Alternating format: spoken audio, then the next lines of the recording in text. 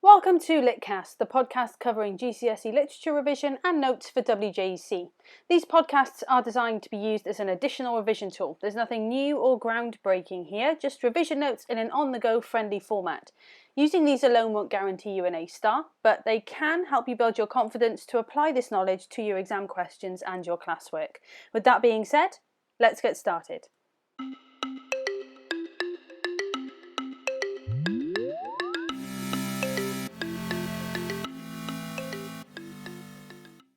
Hello and welcome back. In this episode we are going to be talking about Curley's wife, the most significant female character in Of Mice and Men.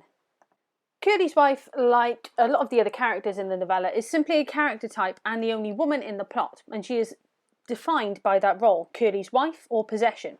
George and Candy call her other names like Jailbait and Tart. She wears too much makeup and dresses like a whore with red fingernails and red shoes with ostrich feathers.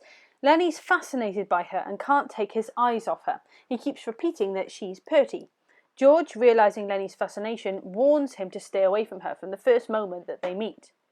All of the men, apart from Slim, are wary of Curley's wife because she is so flirtatious. They know that if they flirt back, there'll be dangerous consequences. Curley's bound to want to fight, and they'll probably also lose their jobs because he has power as the boss's son.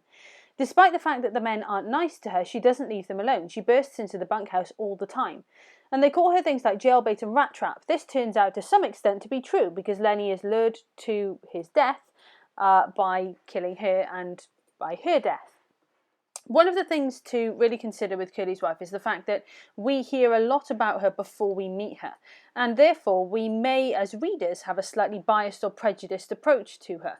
So in the way that we've been looking at prejudice throughout this unit and looking at the idea of prejudice and how this book kind of embodies this idea or demonstrates this idea, it's worth us thinking that actually maybe us as the reader, maybe we are also prejudiced against Curley's wife because of this negative information that we have before we meet her. So we meet her with a biased view. And as we look at her throughout the novella as well, we perhaps have this biased view right up until her death, which is almost the point. We see her in a very different light after her death, and that could make us think as readers about the prejudices that we have and give us an idea of what having those attitudes is like. Curley's wife is very attractive. She wears a lot of makeup and she's proud of her hair, and she uses her looks to get attention. Lenny is dazzled by her glamour and beauty. She's yet another soft thing that he wants to touch. She does also wear a lot of red. Her lips are rouged and her fingernails and shoes are red. This links her to the girl in Weed with the red dress, and it's a hint that Lenny will hurt Curley's wife as well. And in your lessons and in class, you will more than likely go through the symbolism and the different connotations that the colour red could have. Starbuck uses similar language to describe Curley's wife before and after her death. Her curls are like sausages, her face is rouged and her lips are parted. But after she's died, she's also pretty and simple and sweet and young. So Steinbeck's showing that her hard life made her mean, but after her death, with all that hardness gone, she's innocent again. And this contrast is really interesting and important in terms of both the structure and the character development of Curley's wife. The initial portrayal demonstrates Curley's wife to be mean and seductive, and she could be connected with Eve in the Garden of Eden. If you remember in the podcast about George, we talked about the connections with the Garden of Eden and Paradise Lost. She brings evil into men's lives by tempting them in a way they cannot resist. Eventually, she brings about the end of the dreams of Eden, the little farm where George and Lenny can live off the fat of the land. Her death at Lenny's hands means the end of George and Lenny's companionship and therefore their dream. She's portrayed like the girl in Weed as a liar and a manipulator of men. And she reminds Crooks of his place and threatens to have him lynched if he doesn't show her the proper respect as the wife of the boss's son and a white woman. All of these appearances cause the reader to dislike her and see her as the downfall of the men in the story. However, remember we talked about the idea of the prejudices and the fact that we have this negative view of her all the way through the novella. Once she's died in the barn scene, or just before she's died, sorry, in the barn scene, we start to see a softer side to her, and we start to see her explore her dreams and become more human. Her best laid plans involved a stint in the movies with all of the benefits, money and pleasure that they would provide. And her beauty is such that perhaps that dream might have come true. Her dreams make her more human and vulnerable. Steinbeck reiterates this impression by portraying her innocence in death. So that idea of the innocence coming once her hard life has disappeared is really key. So she's very pretty and simple and her face sweet and young. Steinbeck seems to show through Curley's wife that even the worst of us have our humanity. Curley's wife is a very lonely person, and she's the only woman on the ranch. Curley doesn't want to spend any time with her and yet doesn't like the other men talking to her. So by default, she's left in isolation. So she's another good example of a character that you could link to the theme of loneliness. She wants some companionship, and when she pretends to be looking for Curley, she's really just looking for attention from anywhere.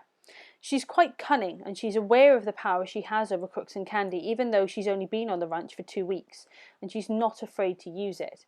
She did dream of becoming a movie star, but she never made it to Hollywood. She escaped from the control of her mother, but ended up being controlled by her husband instead. And this is what life was like for some women in the 1930s. So if you were going to talk about Curley's wife and link her to context in an essay, then link her to some of these themes that we've talked about. Loneliness, of course, again links to the harsh world of the ranch.